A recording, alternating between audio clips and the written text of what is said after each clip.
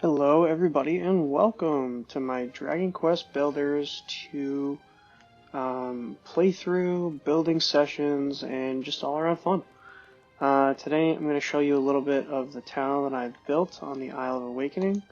For those of you who don't know, the Isle of Awakening is the starting area slash kind of sandboxy area of Dragon Quest Builders 2, and it lets you build all of your different sort of buildings. Dragon Quest Builders basically works one block at a time in a grid system, so you can switch between different tools and destroy or build depending on what you want to do. So yeah, with that being said, let's get into it. So this is a town that I've kind of slowly just been constructing. I've been just doing different buildings each time. What I did here is I kind of had like a sort of flagstone pathway, and then for this right here we have some lights. That's just a slime up top, and we have fence posts here. So right here is the museum. It's kind of in progress, so we'll just switch to first person so we can see a little better on the inside.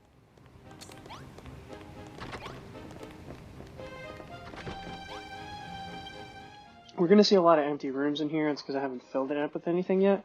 But we have some nice flooring here that we've added in, a ton of windows, because I'm not really good with creative wall decorations, so we get windows. So sorry about that if you don't like windows. Alright, going into this room, we have a little bit of a museum kind of showcase or hall.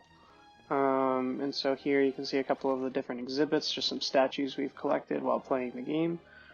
Yeah, and it's pretty nice.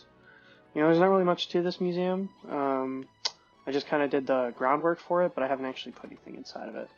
So here we have a staircase that leads upstairs and downstairs. If we check upstairs, there's really nothing up here. I think it's just an empty room. Yeah, it's just an empty room. I haven't really decided what I'm going to put up there yet, but we'll see. And then if we go downstairs, it's also empty rooms, but I think, yeah, it's just another empty room. What I actually did up here, just for a quick sort of look, is I made it so that we have a layer of flooring and then we have a layer of stone. And the reason I did this is because if I ever want to change the flooring, it's not going to show through down here. So yeah. Alright, so now leaving the museum, which is pretty empty for now. We're going to leave the museum. Let's take a look at the rest of the town, see what we got here.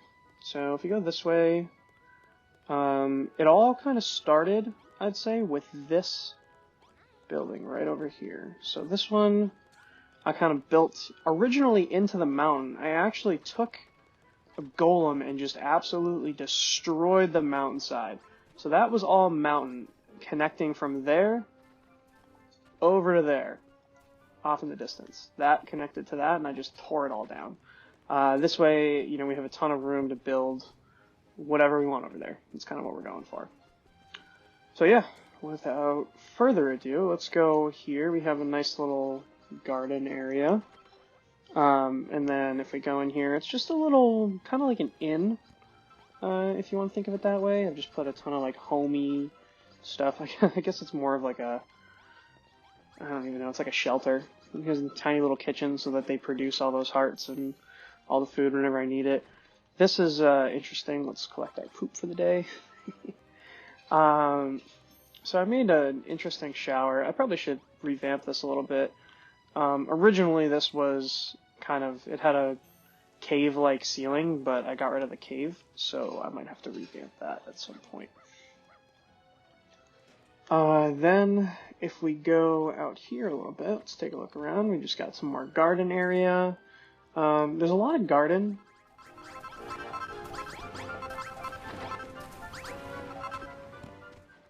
I put up one of these so that way we can gather all the villagers together if we ever want to, and all the hearts and everything. This is kind of a human village. I think we have this guy here just to sort of put down grass and stuff, but for the most part we have human villagers here, so we don't have any monsters.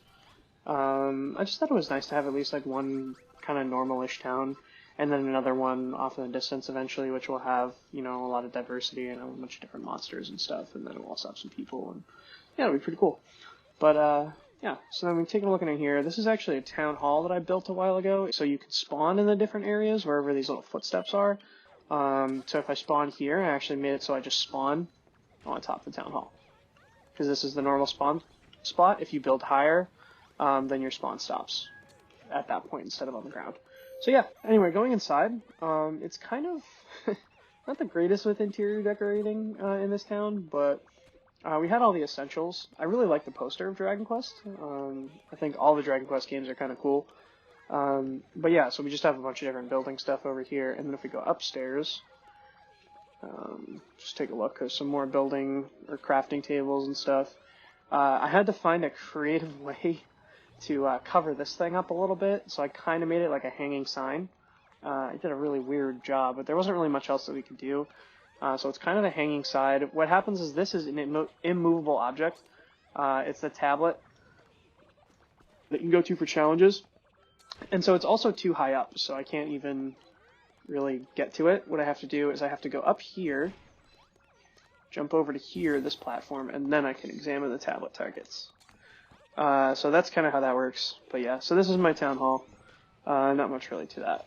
Okay, then if we come over here, this I'm kind of proud of. So this is a shop that I built. It's an actual shop. It's recognized as a shop if we go inside. But I'm hanging a sign there. The way you do that is you have a block here that you put down right there, and then you put the sign on the block, and then you remove the block, and then you can hang it there like that. I decided to go with this little slab on the top. I thought it was cooler than just having nothing there. More recognizable, I guess, from the outside. So then you walk in, it's pretty straightforward, it's a pretty simple shop. You have all these different things up here, the villagers will come in and they'll buy certain things from the shopkeep, and so on. Yeah, then coming along here, some more pathway. We have here is like kind of a little park, and then we also have some animals. So this is actually recognized as a petting zoo. You have those two things together. I built another kind of hotel sort of thing here. So you have kind of like the main reception hall. You got the desk over here. If you go upstairs, I think there's 2 rooms. 3 bedrooms. So there's 1 room here, 2 beds, another room here, and another room here, but this is the shower. So we're gonna use the shower. Yeah, get nice and clean. There we go. Okay.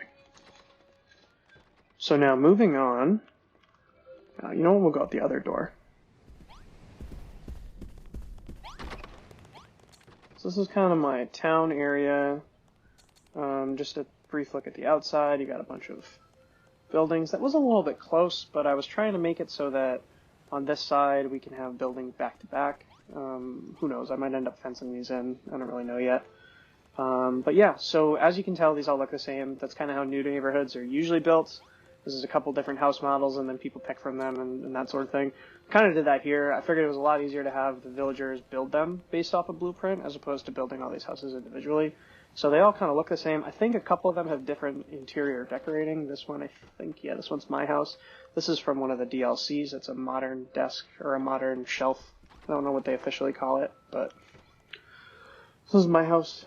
I think the standard model looks like that. Oh no, this is another house that I styled. I wonder what this, I don't know what the standard looks like. Oh, maybe that is the standard look of the inside. But yeah, so this is the interior of those houses. I'm not sure what I'm going to add in this open space here. Maybe, I don't know, maybe a giant like skyscraper building. Who knows? I haven't decided yet. If you come over here, so this, I hope you can tell on the outside, but this is the cathedral, or the church, whatever you want to call it. As traditional churches are, it is in the shape of a cross. Fun trivia fact for those who didn't know it.